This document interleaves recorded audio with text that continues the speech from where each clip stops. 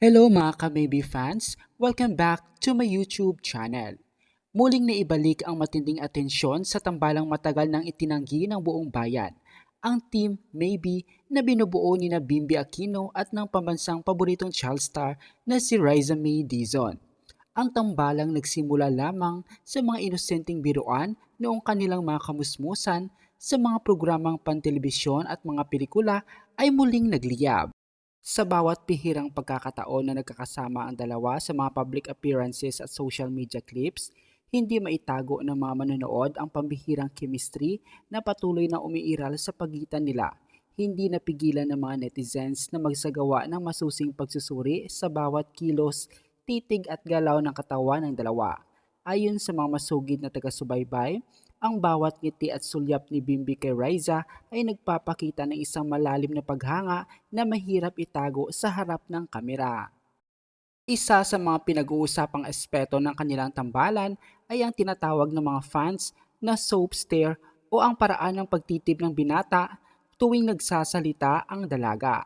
Marami ang nakapansin na sa tuwing nagbibitiw ng nakakatawang hirit si Riza, hindi maalis ni Bimbi ang kanyang tingin habang may matamis na ngiti sa kanyang mga labi.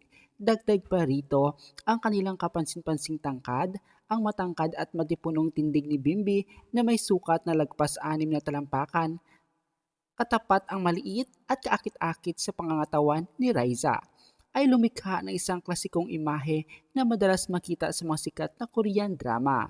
Ang pagkakaibang ito sa kanilang anyo ay lalo lamang nagpadagdag sa kilig na nararamdaman ng mga sumusubaybay. Bukod sa kanilang hitsura, kapansin-pansin din ang pagiging maginoo, protektibo na binata. Sa bawat asaran at biruan, kitang-kita ang labis na paggalang na ibinibigay niya sa dalaga. Isang katangiang labis na hinangaan ng mga nakakatandang taga-subaybay na matagal nang sumusubaybay sa kanilang paglaki. Ang isa pang dahilan kung bakit patuloy na nabibighani ang publiko sa dalawa ay ang perpektong balanse ng kanilang mga personalidad. Si Riza May ay kilala sa kanyang natural na talino, bilis ng pag-iisip at likas na talento sa pagpapatawa na nagpapatanyag sa kanya sa loob ng maraming taon sa telebisyon. Sa kabilang banda, si Bimbi ay lumaki sa isang kapaligiran formal, edukado at may mataas na antas ng disiplina. Sa tuwing nagkakasama ang dalawa, tila nawawala ang labis na kaseryosohan ng binata at napapalitan ito ng wagas na saya at tawanan. Samantala ang dalaga naman ay nagpapakita ng karagdagang kahinaan at respeto sa tuwing kausap ang kanyang kababata. Ang ganitong uri ng dinamika ang nagpapatunay sa kasabihang ang magkasalungat ay madalas nagkakaunawaan. Ang kanilang mga personalidad ay nagtutulungan upang lumikha ng isang natural at hindi pilit na ugnayan na bihirang makita sa industriya ng telebisyon. Hindi rin lingid sa kaalaman ng marami na napakahigpit at labis na maprotekta si Chris Aquino pagdating sa kapakanan at kaligayahan ng kanyang mga anak. Gayunpaman malaki ang paniniwala ng mga tagahanga na kung mayroong isang babaeng madaling matatanggap ng Queen of all Media para sa kanyang anak, iyon ay walang iba kundi si Riza May. Kilala si Riza bilang isang mabait, matulungin sa pamilya at masipag na anak na nagsumikap mula sa kanyang pagkabata upang maiangat ang estado ng kanyang mga mahal sa buhay. Ang katangiang ito ng pagiging masinop at mapagmahal sa pamilya ay ang mga prinsipyong labis na pinapahalagahan ng pamilya Aquino para sa mga taga-subaybay na nakasaksi sa kanilang paglaki mula sa mga paslit na naglalaro sa studio hanggang sa maging ganap na mga binata at dalaga. Ang kanilang tambalan Ang ay suportang nagbibigay natatanggap nila mula sa publiko ay hindi lamang basta paghanga sa isang love team, kundi isang pagmamahal na nagmula sa maraming taong pagsama sa kanilang paglakbay. Nanatiling buhay na buhay at mas lalo pang lumalakas ang panawagan ng publiko para sa tambalang Bimbi at Riza May.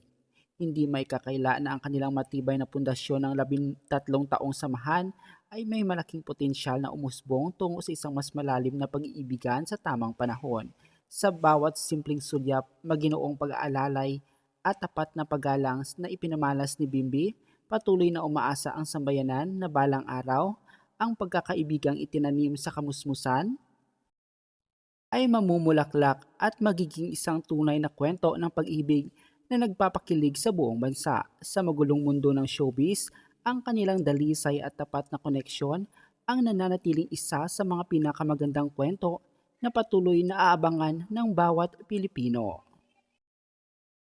At ang wish ng lahat na sana magkatuluyan na talaga ang maybe at pang forever na ay tiyak na matutupad din naman iyon sa tamang panahon dahil nga makikita naman natin na talaga namang may pagtitinginan na ang dalawa sa isa't isa. At maski ang mga magulang nila ay botong-boto na rin sa kanilang pag-iibigan sakali mang darating iyon. Sa ngayon nga ay patuloy pa ring spekulasyon ang lumalabas ng mga balita na di umano nag-propose na si Bimbi kay Reza May Dizon. Ngunit totoo man o hindi ang balitang ito, masayang masaya ang mga Maybe fans dahil sa wakas ay unti-unting natutupad ang hiling nila na magkaroon ng closure ang dalawa at nangyari na nga ito ngayon dahil nga masyadong malapit na ang dalawa sa isa't isa. Talaga namang masasabi natin na hindi na talaga sila mapaghiwalay pa.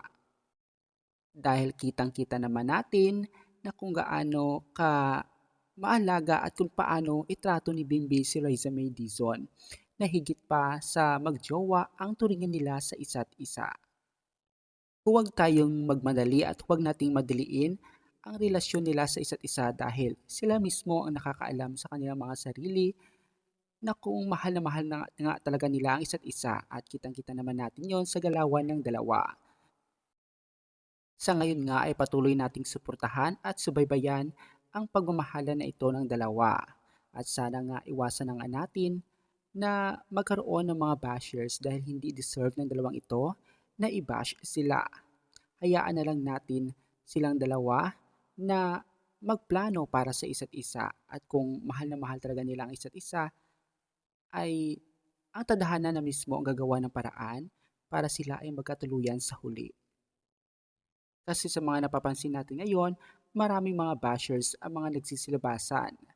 Nagsasabi pa nga may mga nagsasabi pa nga na yung mga supporters noon ng Kamibi ay mga bashers na ngayon. Sana tigilan na po natin ang mga ganoong mga gawain dahil hindi ito maganda.